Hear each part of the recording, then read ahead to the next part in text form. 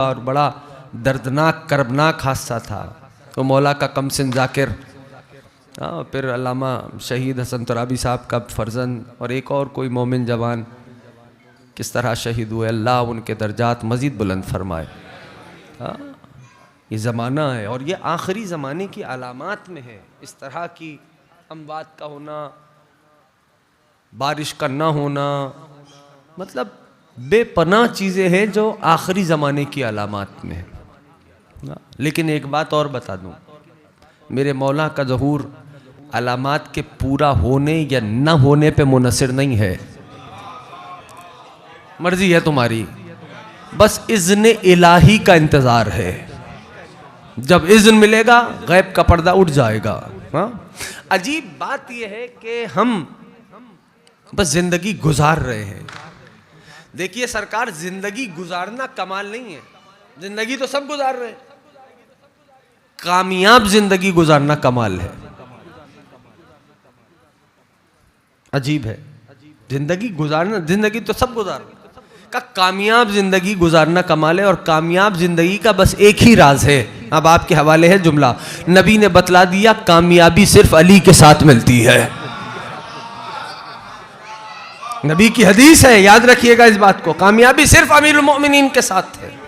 हाँ, अगर कदम बढ़ाएं और इस मंजिल को समझें और दर्क करें तो कैफियत मुख्तलिफ हैं ज़माने आखिर की। और मैंने अर्ज़ किया कि मौला की मारिफत इतनी सादा नहीं कि उनको ख्वाबों पे और चंद वाक़यात पे उनको मुनहसर किया जाए। हाँ, और वो ऐसी हस्ती कि जो जी मरातिब हस्ती हो, उसका समझना मुश्किल है, उसका दर्क करना मुश्किल है कि वो हस्ती साहिब ज़मान की क्या है। दुनिया समझने से कासिर है। सिर्फ हम दिक्कत अगर कर लेना उसी ज़ियारत पे, मैं आम ज़ियारत की बात कर रहा हूँ जो नमाज के बाद हम सरकार को सलाम करते, तो बहुत सारे फैसले उन्हीं फ़िक्रों में मौजूद हैं। बहुत सारे मामलात उन्हीं फैसलों में, उन्हीं सलामों में जो हम हर रोज़ नमाज के बाद तिलावत करते, उन्हीं में सारी की सारी बातें पोशीदा हैं। आज की मजलिस थोड़ी सी बोझल हो गई, मुझे माफ़ कर दीजिएगा, लेकिन ज़रूरी है हुजूर। आपका हर बढ़ता हुआ कदम आपको मुतवज्जे कर रहा है अपने मौला की तरफ। आप माने न माने, चाहे न चाहे, सैयद व सरदार का ज़हूर होना है। और हर किसी का बढ़ता हुआ कदम उसे ज़हूर मौला से करीब कर रहा है। जिंदगी किस तरह गुजर रही है, कितना तेज वसाइल हो गए। और यह भी बात याद रखिएगा कि हर हुज्जत को अल्लाह ने उसके ज़माने के एतबार से मोजज़े अता किए हैं। हर हुज्जत को रब ने उसके ज़माने के एतबार से माजिज़ अता किए हैं। यानी हमारे नबी के ज़माने में फसाद व बलागत बहुत उरूज पे थी, तो सरकार को कुरान अता किया। तवज्जो कर रहे हैं, है ना।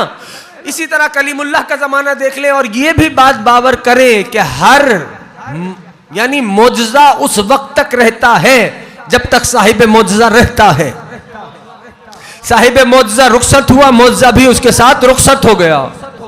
यानी कलीमुल्लाह का मोजज़ा असा था, असे का मोजज़ा उस वक्त था जब तक कलीमुल्लाह थे। कलीमुल्लाह रुखसत हुए, असे का मोजज़ा भी उनके साथ रुखसत हो गया। अगर दकीकन महसूस कर सकते हैं मेरे दोस्त, तो यूं महसूस कर ले, मां सिवा तीन मोजज़ों के हर मोजज़े का रहना साहिब मोजज़ा के होने पे दलील है। एक कुरान मेरे नबी का मोजज़ा है जो मेरे नबी के होने पे दलील है। दूसरा, हर 13 रजब को दीवारे काबा शक होके बताती है, अल्लाह सलामत व आबाद रखे। तीसरा, हर असरे आशूर खाके करबला सुर्ख होके बताती है। मौजज़े का रहना साहिब मौजज़ा के होने पे दलील है। और अगर गौर करें तो कुरान लफ्ज है, आयत आयत अल्लाह की है, लहजा लहजा अल्लाह का है, सूरा सूरा अल्लाह का है। लफ्ज लफ्ज अल्लाह का कुरान, आयत आयत अल्लाह के कुरान, सूरे सूरे अल्लाह के। लेकिन लफ्ज बेजान है जब तक उन्हें लहजा ना दिया जाए। समझने वाले लोग तशरीफ फरमाए, महसूस करेंगे। यानी लफ्ज बेजान है, उनमें जान नहीं जब तक उनमें लहजा ना आ जाए। मसलन मैं समझाता हूं, एक ही जुमला दो लहजों में कहता हूं, आप समझ लेंगे। आप बहुत पढ़े लिखे हैं, एक लहजा। दूसरा, आप बहुत ही पढ़े लिखे हैं, इसका मतलब लहजा डिसाइसिव है ना, है ऐसा या नहीं? है ना, यानी लहजा बदलने से माना बदल जाते हैं। जुमला एक ही है लेकिन लहजा बदला, माना बदल गया। तो लफ्ज अल्लाह के कुरान, आयतें अल्लाह की, सूरे अल्लाह के, लेकिन लहजा है प्यारे नबी का। वो लहजा बतलाएगा कि कौन सी आयत किस मिजाज पे नाजिल हुई है। जो साथ दे रहा है मेरा अल्लाह उसे सलामत रखे। बातें थोड़ी सी बोझल है, क्या कौन सी आयत किस लहजे में किस माना में नाजिल हुई, वो लहजा फैसला करेगा। अब नबी आखिर ज़मान तो दुनिया से रुखसत हो गए, तो मानना पड़ेगा ना कि जब तक कुरान है तब तक आयतें हैं, और जब तक आयतें हैं तब तक एक मुस्तफा जैसे लहजे की जरूरत है जो कुरान को समझाता रहे कि किस माना में नाजिल हुआ है। हाँ? तो इसका मतलब यह हुआ, आपकी जियाफत ईमानी के लिए कह देता हूं जुमला, इसका मतलब यह हुआ कि अल्लाह ने जब भी अपने बंदों से बात की नबी के लहजे में की। इसका तो माना यही है ना। तो अल्लाह जब भी अपने बंदों से बात करता है तो लहजा मुस्तफा में करता है। एक दिन कुरान ने आवाज दी, सुब्हानल्लज़ी अस्रा बिअब्दिही लैलन मिनल मस्जिदिल हराम मिनल मस्जिदिल अक़सा। पाक है वो परवरदिगार जो अपने अब्द को ले गया रातों रात मस्जिद हराम से मस्जिद अक़सा की तरफ। सरकार को सफर मेराज हुआ, सफर मेराज के बाद सरकार वापस तशरीफ लाए, शमे रिसालत के परवानों ने घेर लिया, नबी से मेराज की हालत पूछने लगे, अहवाल मेराज पूछने लगे। सरकार से कहने लगे, या रसूल अल्लाह, आप फरमा रहे हैं कि जिब्रील भी एक मंजिल तक आए और फिर जिब्रील भी रुक गए, उससे आगे बस आप थे या आपका अल्लाह था और दरमियान में कोई नहीं था। तो ए अल्लाह के महबूब इतना बतलाइए, अल्लाह जब भी हमसे बात करता है तो आपके लहजे में करता है, ये बतलाइए जब कोई भी दरमियान में न था तो आपसे किसके लहजे में बात की है।